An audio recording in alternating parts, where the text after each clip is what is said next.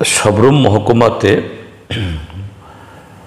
বৈষ্ণবপুর এলাকাতে সেখানে একটা বেলি ব্রিজ ভারী গাড়ি চলাচল করার কারণে এটা প্রায় মাঝখান দিয়ে এটা ভেঙে রয়েছে। গাড়ি চলাচল করা এমনকি মানুষের চলাচল করাও একটু অসুবিধা হয়ে দাঁড়াচ্ছে। তো আমি আজকে সাবরুমের পিডব্লিউডি এক্সিকিউটিভ ইঞ্জিনিয়ারের সাথে আমি যোগাযোগ করেছি। তিনি আমাকে জানিয়েছেন যে এই ব্রিজটা সেখানে যে বর্ডার রোড প্রজেক্টের কিছু ভারী গাড়িগুলা সেখানে চলার কারণে নাকি এটা হয়েছে। আমি বলেছি তাহলে তাদেরকে ধরার জন্য, বলছেন যে না, তাদের সেরকম ইকুইপমেন্ট নেই। তো পিডব্লিউডি ডিপার্টমেন্টের তরফ থেকে উদ্যোগ নেওয়া হয়েছে সাবরুম মহকুমার অন্য একটা জায়গায় এরকম একটা বেলি ব্রিজ আছে যেগুলো কাজে লাগছে না, সেখানে আরসিসি ব্রিজ হয়ে গেছে। এটা আগামীকাল সেই ব্রিজটা খুলে এই বৈষ্ণবপুরে যে ব্রিজটা অকেজো হয়ে আছে বা ভেঙে পড়ে আছে তার মেরামত করা হবে। তো আমি বলেছি এটা সময় নষ্ট না করে, কারণ বর্ষার সময় যে কোনো সময়তেই রেশন এবং গাড়ি ঘোড়া ইত্যাদি বন্ধ হয়ে যেতে পারে। তার মধ্যে এই যে ব্রিজটা যদি খারাপ হয় এটা আরও বেশি সংকট তৈরি করবে। তো তিনি বলেছেন কালকে থেকেই সে কাজটা শুরু হবে। আশা করা যায় যে আগামী 5-6 দিনের মধ্যে এই ব্রিজটা মেরামত হয়ে যাবে। দ্বিতীয় একটা বিষয় আমি ওনাকে বলেছি, আমি কদিন আগে শ্রীনগর এলাকায় গিয়েছিলাম। শ্রীনগর মনোবাজার অর্থাৎ পোয়াংবাড়ি হয়ে যে রাস্তাটা গেছে ওই এলাকার এন্টায়ার পোয়াংবাড়ি ব্লকের সেখানকার এই 7টা গ্রাম পঞ্চায়েত এবং 3টি এডিসি ভিলেজের জন্য এটা life line.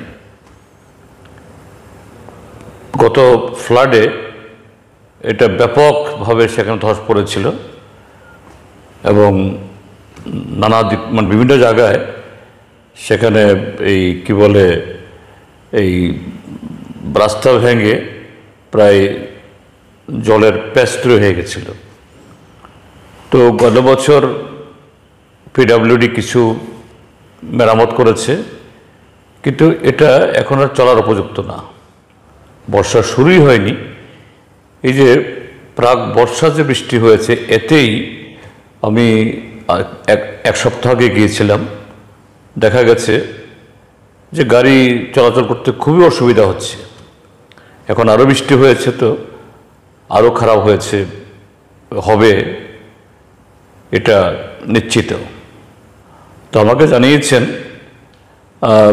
Sabroom PW division থেকে নাকি একটা প্রস্তাব পাঠানো হয়েছে এই চিফ ইঞ্জিনিয়ার অফিসে, এটা এখনো মঞ্জুরি হয়নি। তো আমি আগামীকাল দেখব একটু পিডব্লিউডি হেডকোয়ার্টারে এই প্রস্তাবটা কোন পর্যায়ে আছে এবং যাতে দ্রুত কাজটা হয়। আবার এখন বর্ষা নেমে আসছে, কাজে এই সময় মঞ্জুরি হলেও এই কাজটা হবে না। সব মিলিয়ে আসলে রাজ্য সরকারের সমন্বয়হীনতা, সঠিক পরিকল্পনা থাকার কারণে আজকে একটা জনদুর্ভোগ এমনভাবে বেড়েছে বিভিন্ন জায়গায়। এই শ্রীনগর ভাইয়া পোয়াংবাড়ি এটা একটা যে উজ্জ্বল নজির তাদের এই সমন্বয়হীনতার। এতে শত শত মানুষের নানা ভোগান্তি হচ্ছে। আমরা বারবার বলা সত্ত্বেও বিধানসভায় আমি কথাটা তুলেছি, মুখ্যমন্ত্রী যিনি পিডব্লিউডির দায়িত্বে তিনি বলেছেন যে এই রাস্তা এটা টেন্ডারের জন্য উদ্যোগ চলছে।